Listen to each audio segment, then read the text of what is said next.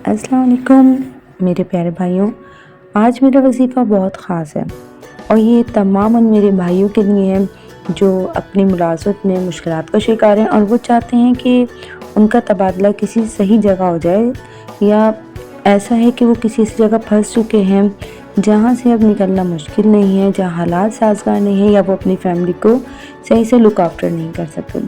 तो ये वजीफ़ा आज मेरा उन तमाम भाइयों के लिए है। आप इस वजीफ़े को करें, इंशाअल्लाह अल्लाह ताला अपना करम फरमाएंगे और आपका तबादला आपकी ख्वाहिश के मुताबिक हो जाएगा।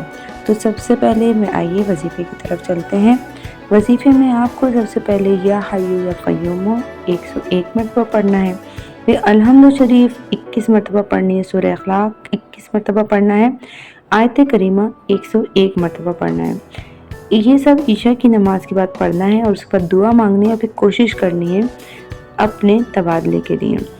अल्लाह ताला इंशाअल्लाह आप पर अपना करम फरमाएंगे। नीज़ हर नमाज के बाद आप सूरह रहमान पढ़ें, इससे भी आपको इंशाअल्लाह बहुत फ़ायदा होगा। और आपको सूरह रहमान हर नमाज के बाद पढ़नी है कम से कम 2 मरतबा, ठीक है।